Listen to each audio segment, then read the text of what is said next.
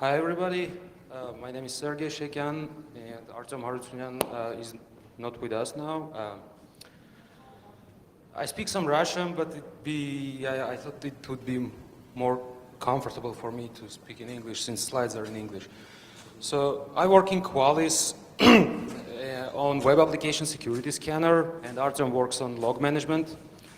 And what I'm going to talk about today is not really directly involved in what I'm doing at work.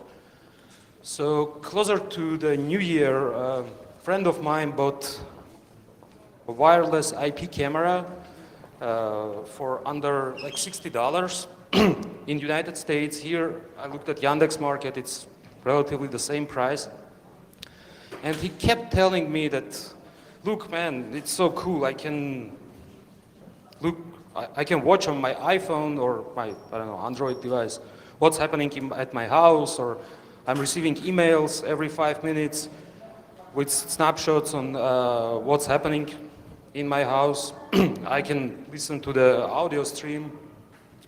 And he kept telling me that, so he convinced me to look at one. So I went online, decided to just search a little bit on the cameras, and just first thing I found was, or if you type in Google indoor wireless IP camera, that Foscam brand is coming along. So I bought the Foscam camera, and I will be talking about mostly Foscam cameras, but there are a lot of analogs on the internet, on the eBay, and they are either clones of this camera or just work very similarly, and they use the same software. And they are built on the same board. So yeah, I went online, searched for this Foscam camera, ordered one, and while I was waiting for my camera to be delivered, I just reading on the description, and the highlighted parts are already hinting us that there could be something interesting from security point of view, because they promise that that you get instant notifications via email or FTP, which means camera has to store some of your credentials, most likely on the inside. Or they also, the first thing they recommend, they are telling you to, and yeah, first thing they recommend is to enable port forwarding on your NAT or your firewall or router or whatever it is, which is also kind of suspicious. So I received my camera, and I'm going to just go over the components and how it works and what's inside, and then we go to more interesting parts. So it is built on this Wimbond W90N745 board, which is using ARM7 processor. So camera itself is a Linux box. It runs embedded version of Linux, UC Linux, which is pretty old. But good thing is that board support package is available online, so you can build your own, cross-compile your own C programs for the camera, and if you can find a way to upload it to the camera, you can basically run software on the camera. And why they are so cheap? Because they are using MJPEG as a video stream. It doesn't support any HD video quality or anything like that, but that's why it's cheap.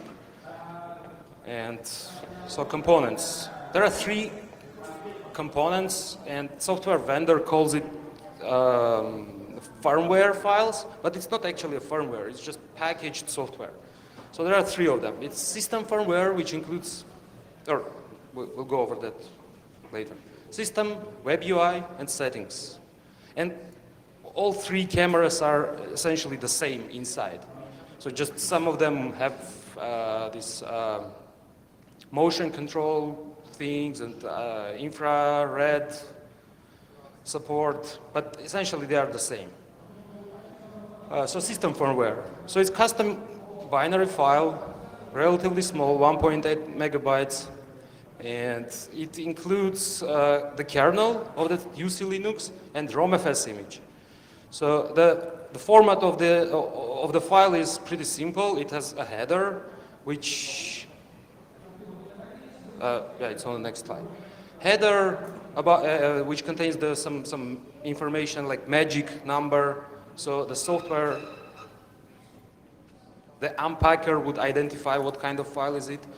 The end sizes of these two files that's packed into this one single file, sizes of Linux bin and romfs.img. romfs contains the camera binary. It's one single binary and it's one single process that runs on the camera, which includes all the embedded web server and the camera management software itself. And so this Linux bin is basically just a zipped image of that UC Linux, and by magic number we can tell it's just simple zip by first 4 bytes. And romfs it's pretty well-known file system for embedded devices, and specification is available at that link on the bottom. And you can mount this file system on pretty much any Linux machine. So we'll see how are we going to use that later. And the web UI is simply a set of HTML, JavaScript, and CSS and image files, which are being served on port 80 or whatever is the port for your camera's web server. And you can have this nice or not that nice web interface. So camera supports authentication, and it would make sense to support authentication to a device that's supposed to secure your premises. So it uses, it supports two ways of providing credentials. First one is basic server authentication. So you provide your credentials as a authority string of the URL, or the same URL would have the same effect if you instead of providing admin username and password as an authority section, we can provide them as a query string of this URL with two parameters, user and pwd. So it's the same. And of course, camera doesn't support any HTTPS, any encryption, so it's going to be quite interesting. And web UI firmware, it's again custom binary file which packs inside all these HTML and JavaScript and CSS files. And it has a header which has a magic, and this one has checksum. And checksum is sum of all bytes starting offset C, the 12, in C in hex. So it was quite hard, or it took some time to identify what that number is supposed to be. But yeah, experimentally we figured out that it's sum of all bytes starting offset C. So very basic integrity check. And that's pretty much it. Yeah, here's the sum of all bytes and then packed HTML files. And settings section is the file that contains all the camera settings, basically. It has fixed size of 5 kilobytes, and the structure is almost the same, like header, magic, checksum, then some camera identification information like camera ID, firmware versions, camera name. But also what settings section contains is your usernames for the camera, your Wi-Fi credentials, your email credentials, FTP, MSN credentials. Why email? Because camera supports sending snapshots of whatever is happening in your house to an email you are providing. And the funny thing is, on their tutorial video of the vendor, of the FOSCAM, they are teaching you how to set up sending emails, and they are using Gmail account as an example. And Gmail's SMTP server requires credentials to provide. So camera stores actually your Gmail credentials. So if you somehow get access to the settings file of someone's camera, that person is not only compromising his privacy, but he also compromises his Google account, basically. Yeah, it's the structure of the file. Like as you see, third octet is sum of all bytes. Starting that point, it's nothing hard to implement a parser for such kind of a file. So we just overviewed the components and how everything works on the camera. So now it's time for something more interesting. So these two guys, Arnaud and Frederic, in end of March, they reported this CVE that allows, basically the vulnerability is, it allows authentication bypass. So basically if you request your camera over HTTP, the URL, the first URL, camera URL, blah, blah, blah, and then 2 forward slashes, then proc, then kcore, camera will dump the entire memory to the file, entire 16 megabytes, which includes that settings file that I showed you, which has all your Gmail credentials and everything. And then why so many URLs? So the first URL was working probably like 6 months ago. Then camera vendor released a patch, and their fix was not to allow to serve anything if it starts with 2 forward slashes and starts with proc. So the workaround was to do level up, that you see on the second URL, this one. So you just do level up, then proc kcore, and it worked again. They fixed it, and this third one, actually I discovered because it's not described in this CVE. If you put any existing path, like for example Spanish, because this camera has some localization files, and Spanish directory exists on the camera, and then you do 2 level up and then proc kcore, the vulnerability would work. And the third one is also not listed anywhere, but we figured it out. But you need to have at least operator privilege on the camera. But if you have operator privilege, you can drop the same memory file without administrator privileges. So yeah, what kcore contains? So as I said, it contains the settings file. This offset is a little bit, it's fake. It's not really like 30. It's 3 megabytes. So the settings file starts at 3 megabyte offset of the kcore file. So which means you need to download at least first 3 megabytes to get the credentials, which are in the settings.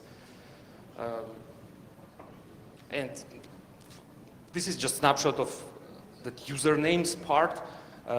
So we see this is some admin, and then the length of the admin of username is 12 bytes, and then empty password field, and this 02 is the role of the user. 02 is the administrator. 01 is operator. No, 01 is guest. No, sorry. 00 is guest. 01 is operator. 02 is administrator, and the highest one is administrator. And it has like fixed 8 pairs of username and password pairs allocated in the file. So camera can have up to 8 users. Other interesting things you can find in this kcore file is, for example, the camera. For some reason, it stores all your local devices' IP addresses. For example, I found in this kcore the IP address of my iPhone, which was on the same local network. Or you can see my printer, traces of my printer in this file. Or you can see this magic box is my router, which might help later when you try to do something beyond the camera on the victim's network. For example, if you want to attack some other devices on his network. Just to mention another way of another vulnerability kind of on the camera. It's a CSRF attack, basic CSRF attack. So but it's targeted. You cannot do it on like random camera in the world. The owner of the camera who is authenticated in his browser should somehow load this URL. And if you can trick him to load this URL in his browser, browser would automatically append the credentials that are cached in the browser. As we saw previously, since it uses basic server authentication, those credentials would be appended to this URL. And this URL adds like 8 user CSRF and password is CSRF with privilege 2. That's simple to add the user and then later authenticate to the camera using this CSRF user. So yeah, we just overviewed the vulnerabilities. So yeah, just to summarize.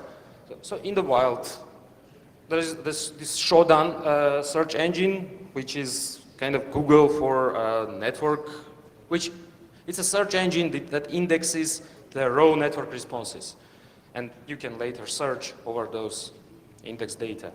So, so some statistics, like 2 out of 10 cameras, according to our research, don't have any password set because camera from factory comes with username admin without any password. It's very hard to find, it's very hard to find a camera whose firmware is not vulnerable to the authentication bypass vulnerabilities I talked a little bit earlier. How else can you get a camera from the wild? You just can do login brute force on it because it doesn't have any protection against login brute force. They don't, for example, throttle down your number of your requests from the same IP, or they don't cut the connection, or they don't ban a user after 5 unsuccessful logins. So it's pretty easy. And since password length is limited to 12 characters, if you want, you can even brute force it. Or another way to get a camera is the targeted attacks, either through the CSRF vulnerability I showed you, or through clickjacking, because the camera's web UI doesn't have any anti-framing protections, like X-frame options or, I don't know, frame buster. So yeah, if you're targeting someone's camera that you know, you can use any of these 2 attacks. So let's assume you've got somehow access to a camera. What can you do with it? So it's quite obvious. Yeah, you can grab the video stream. You can see what's happening in someone's house. You can get access to the email credentials, FTP, MSN, Wi-Fi. And so since that camera is simply a Linux box on the internet, you can use it as a Linux box on the internet, which is exposed to the outside world. You can run arbitrary software on it, and it could be quite dangerous because you can run almost anything, because you can cross-compile it using board support package provided by the board vendor. You can host malware on it. Since it's a Linux box on the intranet as well, you can attack the internal network of the victim. You can think of the compromised camera as a way to attack camera owner's browser by hooking some JavaScript, by having persistent cross-site scripting on the camera's web UI. And for example, you can hook BEEF, which is Browser Exploitation Framework, if you are not familiar with it. So some numbers. So yeah, I didn't tell you how to search, how to use Shodan to find cameras. You just type in the search string, you just type this NetWave IP camera, and that's the value of server header of HTTP response coming from the camera. And these are numbers. Like in March, on port 80, there were 83,000 cameras. Now in May, it's 251, so it really grows. And 251 means there are 251 active cameras that are exposed to the internet. That means you can attack them anytime. And some lower numbers on other ports.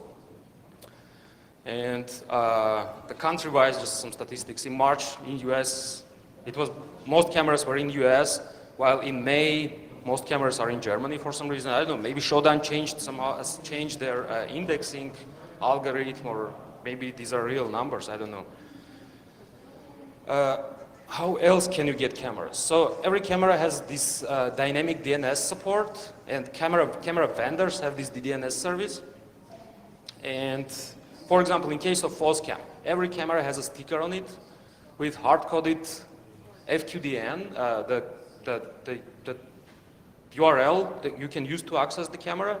For example, the format is 2 letters and 4 digits for false cam.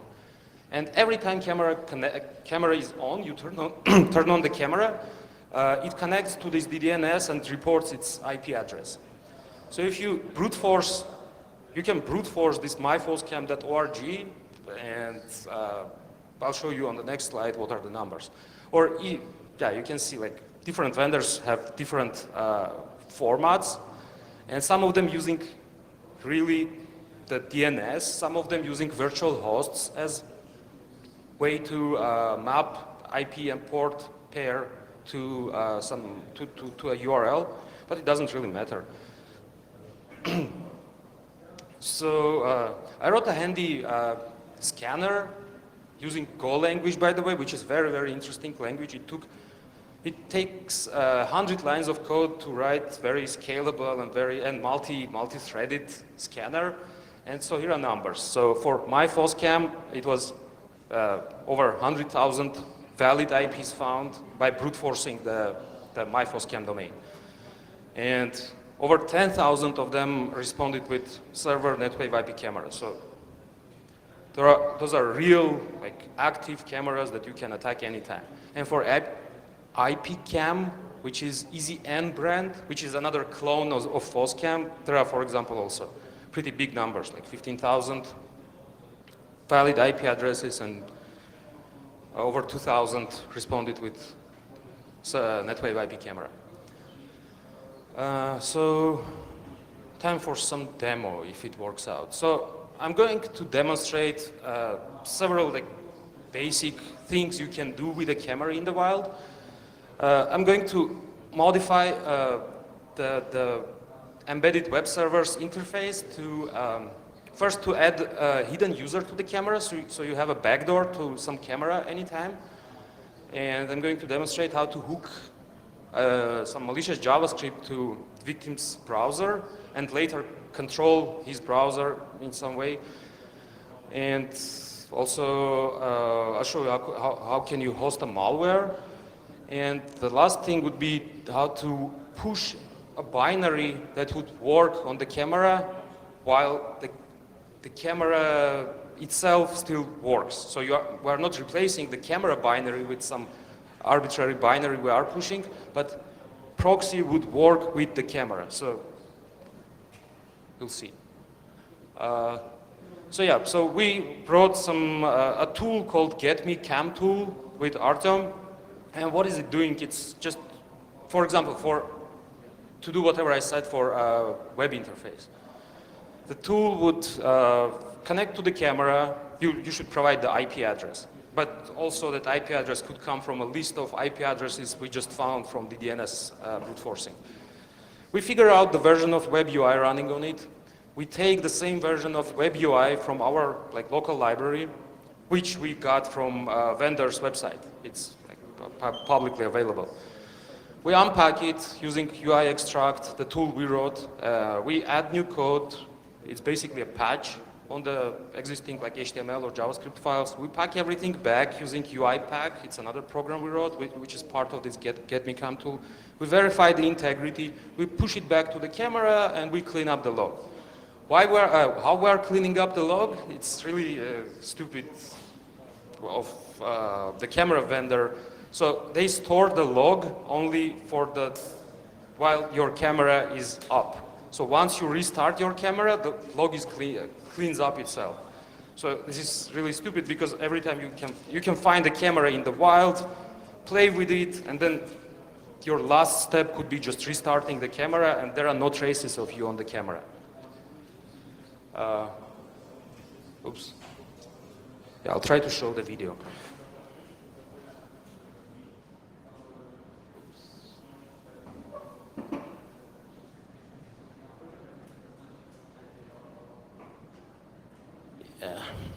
Yeah, resolution is a little bit confusing. I didn't think that it would be so small, but I'll try to explain what's happening. So, so first thing, we will try to push on the camera this fake malware called install flash player.exe. So we're launching Get Me Cam tool with -C poison web UI option. -C is a command you want to use with Get Me Cam tool.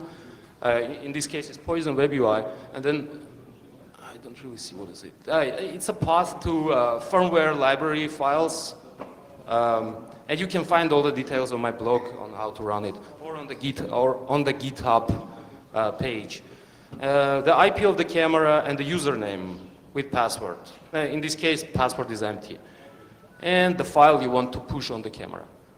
So here's the camera web UI. We authenticate. Yeah, I'm sorry, you don't see much details, but I just typed admin.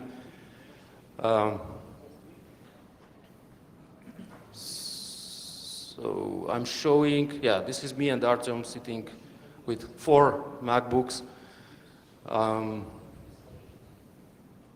What is that? Yeah, we see there's only 1 user out of 8. This is admin with empty password, and yeah, nothing else.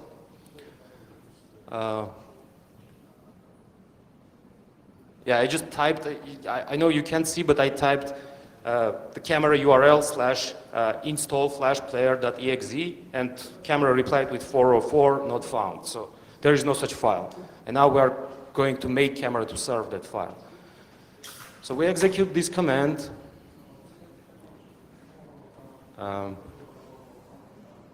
Maybe it makes sense to fast forward a little bit. Here, we executed it, so in green, it's just what I explained. So we found matching web UI version. We verified the integrity. We successfully extracted it. We added the file, the install flash player, to that firmware. We packed it back, and we pushed it back to the camera. Now camera will restart. It takes some time, like up to 2 minutes. I'm opening a new terminal, and we'll keep pinging the camera until it goes down.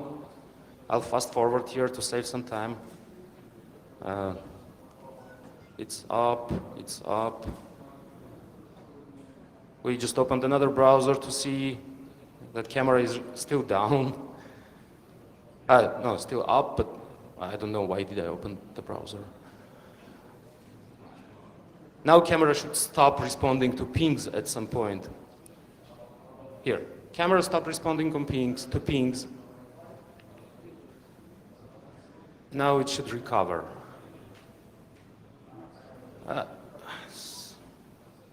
Yeah, camera is up. We go to that URL, install flash player.exe, and Chrome downloads this install flash player. So of course it could be something really malicious instead of our dummy flash player malware. It's just a demonstration. So next thing,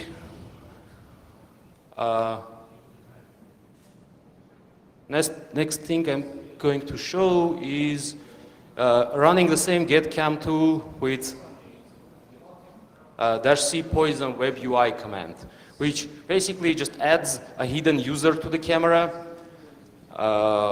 and then modifies the web, the HTML files, so that HTML files would never show that hidden user. So the camera owner would never see it. So it did the same thing, but instead of pushing that malware file, it just applied a patch to those files, this web UI patch, and packed everything back and pushed back to the camera. So now again this long restart process. I'll fast forward more. more, more. Camera went down. Now it will recover. Yeah, I don't really know why they don't store any logs on the camera. I mean, logs are being cleared after the restart, but it's really not a good idea of using log files. So yeah, camera is up. We are going to the same URL in different browser.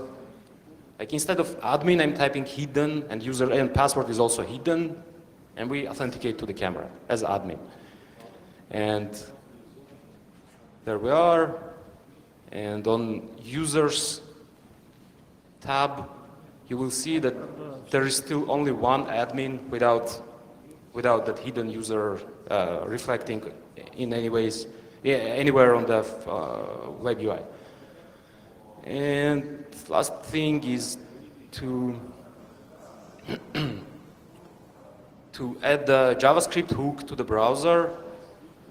So I'll briefly explain what's happening. So web UI contains patched web UI, which is already, that bad code is already pushed with poison web UI command of getMeComeTool. So what is it doing? It's just, again, for just demonstration purposes. It freezes the stream, which could be handy for a burglar, for example. If somebody is monitoring his garage using this camera, bad guy could just freeze the stream or alter the stream with something else. And while camera owner would see his car in the garage, the car is, in reality, is gone. But I think first I do some JavaScript injection in the browser. Let's see. Yeah, we have some alert box, which was triggered by hitting something on that console, which could be a remote machine instead of the same machine. Oh, it's not actually the same machine. Yeah, the alert box came from the camera. So, and now you see 4 laptops, and now we're going to hit enter again here, and it will freeze the stream. And then, yeah, after refreshing it, it's not a good way to demonstrate, but now 3 of the 4 laptops will go away, and it's not a good way of showing it. But you got the idea, hopefully. Yes, I'll briefly tell you. Let's go back to the presentation.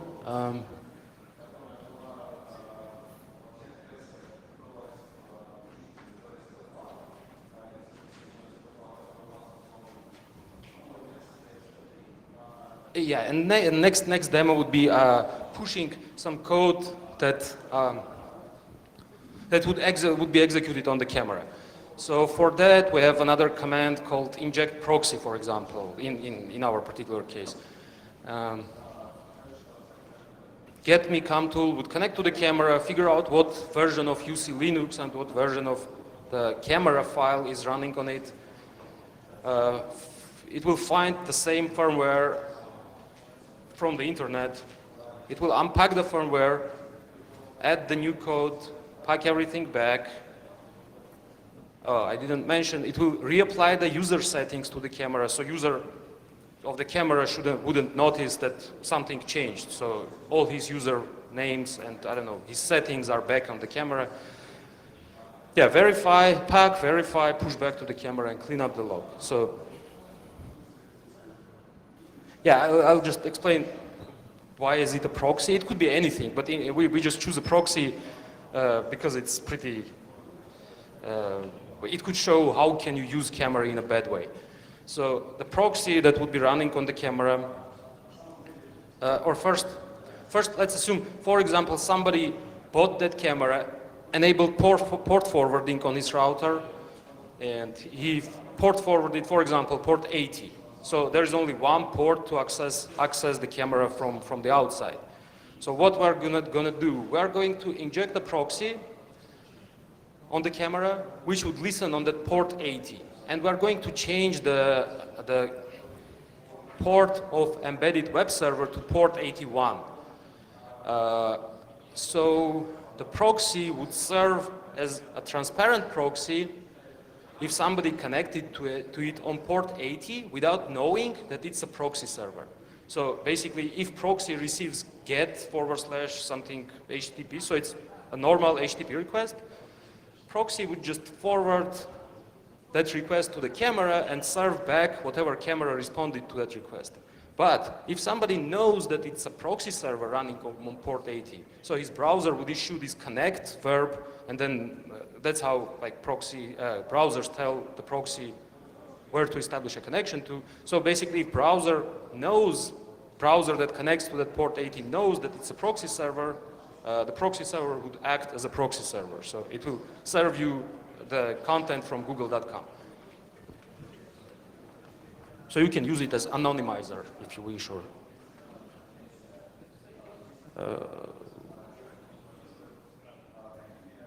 this video should have better quality, I guess.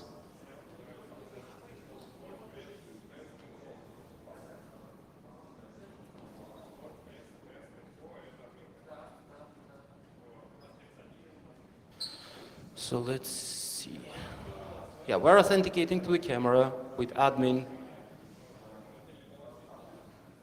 So yeah, and proxy is already pushed on the camera, I think. Oh no, it's not yet. So we're sitting, doing something. Now we're launching getMeCam tool with -c inject proxy, which will inject the proxy to the camera. And we provide username, we provide the camera IP address, we provide new port where the embedded web server should listen to, and proxy would listen to old port 80. So instead of listening on port 80 anyway, you'll see.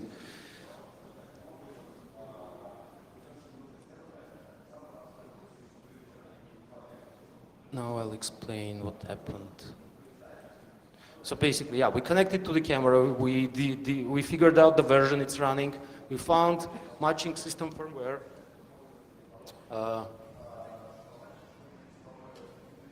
verified the integrity while unpacking, successfully extracted system firmware, I don't know, what is it? Oh, basically, yeah, anyway, we got ready for everything. We added our binary, which is here, like OPT, blah, blah, blah, this proxy binary to the ROMFS, and we packed this ROMFS back, and then we packed ROMFS back into the system firmware. And we added all the checksums and everything, so camera would think it's a legitimate firmware file. And yeah, we created new firmware image, and then we uploaded it to this camera at this IP address, and we restarted it. So the restart will take some time.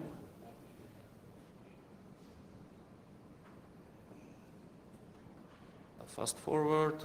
Oops. Nothing happens. I'm just highlighting what we did while in the other terminal I'm monitoring for pings from the camera. Fast forward. Camera restarted, went down. Now it will come back.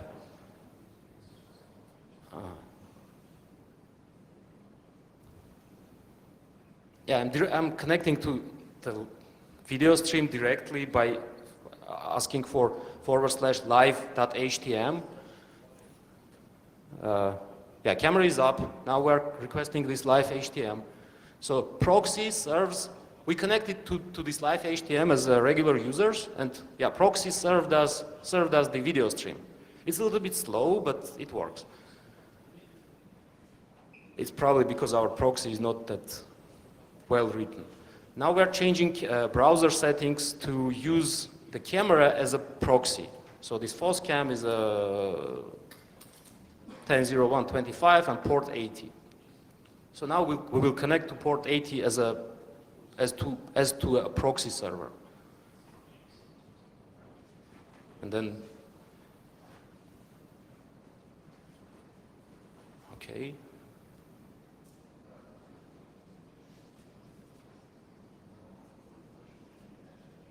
I'm trying to type www.google.com. I don't know why it takes me so long, but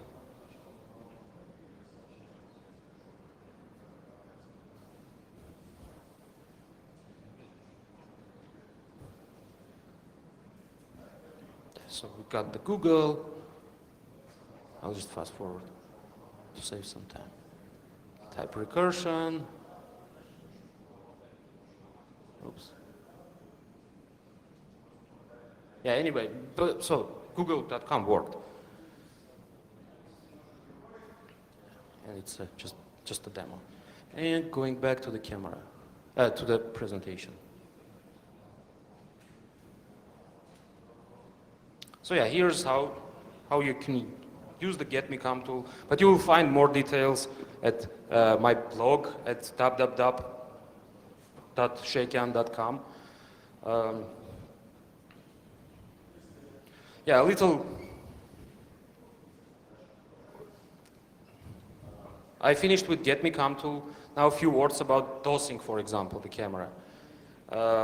It's also very easy to get a denial of service from the camera because it supports only up to 80 concurrent HTTP connections. So if you manage to open 80 connections, you get denial of service, and legitimate owner of the camera or user of the camera won't get any video stream, or he will think camera is down.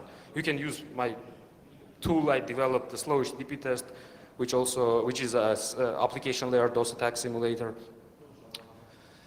And yeah, with slow HTTP test, camera went down in first 3 seconds, and yeah, on the graphic you can see what you can see. I don't know. Yeah, you can see that I don't see it.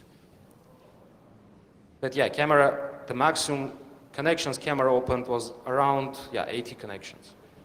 So. And yeah, as I mentioned, camera log. Since camera logs only authenticated requests, even for DOS, for denial of service, there would be no traces on the camera of your denial of service attack, because if you are sending unauthenticated requests, like just request for / for root. So summarizing, what can be done to make it less insecure? So I would not expose the camera to outside network in any ways. But if you really need to do that, I would use VPN in that case, or use some kind of firewall or IPS device in front of it with some rules which would, for example, throttle down or prevent login brute force attacks, or have some IP addresses whitelisted. For HTTPS, you can use a reverse proxy, and so if you are connecting from some remote location, you would at least have an HTTPS connection between your browser and your reverse proxy, which could be on your protected network somewhere.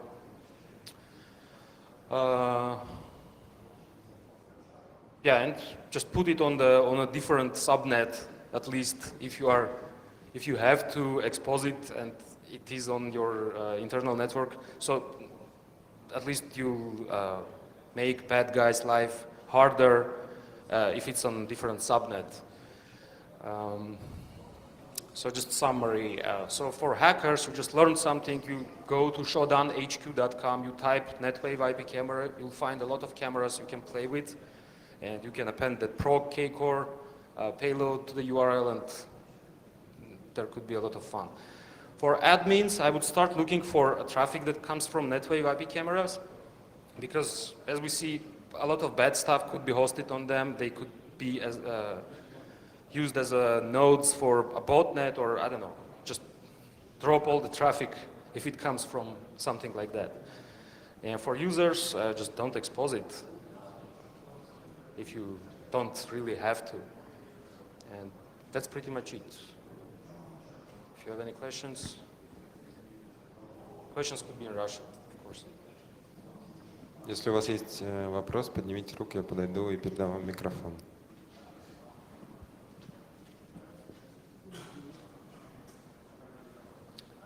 And just to add, I know in Russia, D-Link cameras are very popular, and TrendNet. They have the same kind of vulnerabilities. Core Security, it's a research firm from Argentina. They released the paper, but it's pretty much the same vulnerabilities.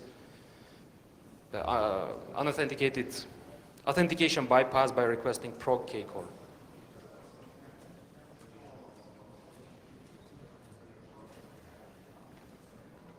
Что ж, если вопросов нет, давайте поблагодарим нашего спикера.